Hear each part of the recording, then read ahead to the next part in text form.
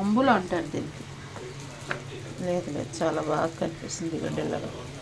మామిడికాయ టెంకలు ఉంటాయి కదా, ఆ టెంకలకి మనం ఎండేసి ఉప్పేస్తాం. వీళ్ళు ఎండేసి ఇందులో మసాలా దినుసులు అన్నీ బాగా కలిపి మరీ వేస్తారు.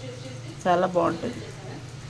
నోరు ఊరుతుంది. పప్పులు వేసుకొని తింటే, పప్పు ఉడికిపోయాక, బాగా ఉడికిపోయాక ఉండండి కొంచెం పావు బాగా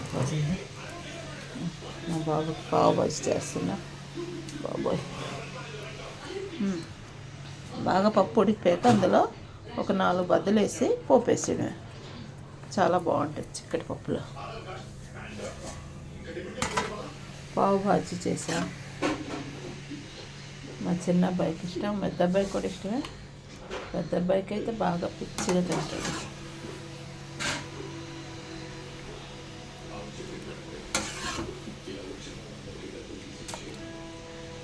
ఓయ్యా, వైట్ అన్నండి చూడేసరికి టక్క.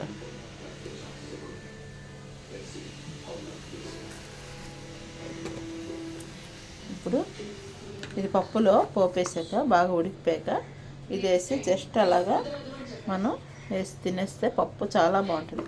ఇంకా దాంతోపాటు ఒక్క నిమిషం, ఇది కూడా మాగాయ అంటే బాగా డ్రై అయిపోయిన ఆవకాయ, డ్రైగా ఉంది. సుక్క ఆవకాయ అంటారు, బీహార్ వాళ్ళు చేసే ఆవకాయ ఇది.